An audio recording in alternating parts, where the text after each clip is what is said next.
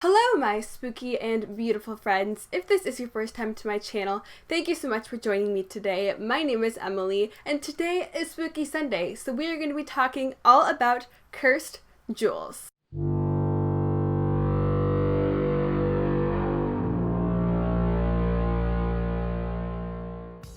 There are so many jewels around the world that are really well known, but not for a good reason. They are not necessarily known for their beauty, but they are acknowledged for how many lives that they've taken. This is why you always go fake, my friends.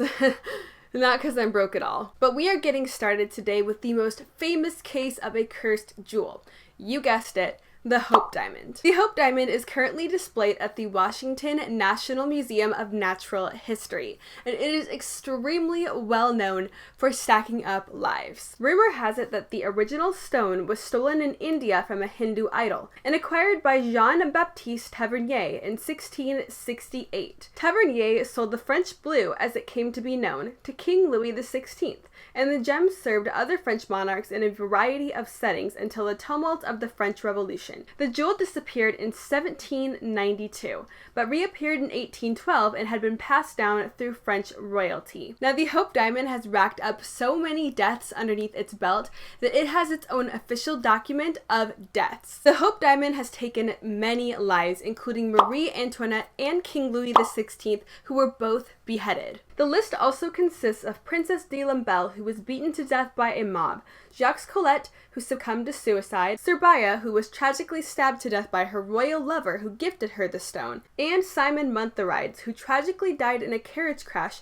with his entire family. Now, the Hope Diamond has taken many lives and is well documented, but there are some other jewels out there that aren't as known who have also taken many lives as well. The Corrine diamond is one of the largest cuts of diamonds known on the entire planet, and it is a beauty. But what lies underneath this beautiful diamond might not be so attractive. The diamond was originally taken from Golconda's mine in India, where it originally served as the eye of an idol of a Hindu goddess, which stayed within various Indian dynasties until coming into the possession of the founder of the Mughal Empire, Shah Jahan. Shah Jahan was the emperor who built the Taj Mahal. He had the stone incorporated into his peacock throne. Soon after embedding the diamond into his peacock throne, his son actually betrayed him, having him imprisoned and losing all control. After this incident happened, the diamond was passed through many Indians of power, who all ended up having untimely deaths. But in a turn of events, the stone ended up with Queen Victoria in 1849,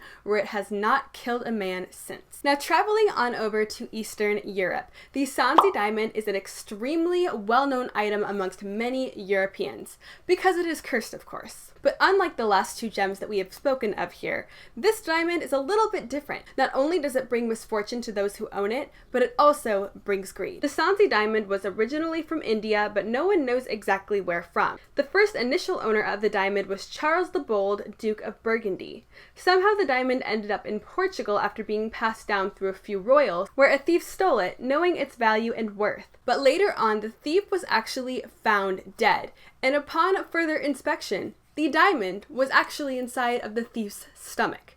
He tried to swallow it to keep it hidden away from his enemies. But somehow these enemies knew that the diamond was in his stomach, therefore killing him over it. The diamond is now on display at the Apollo Gallery in Lviv, but it claimed many lives to be able to get to its final resting spot. Although there are many jewels throughout history that we could talk about in this video, I have one more to show you guys, and that is the Regent. The Regent Diamond was mined in India in the early 1700s, but was stolen from a mine by a slave who hid it in a self-inflicted wound in his leg. The slave and an English sea captain then planned to smuggle the gem out of the country, but the captain had some more sinister ideas. He drowned the slave and took the jewel for himself. But as the story goes, the captain didn't get off as easily as that.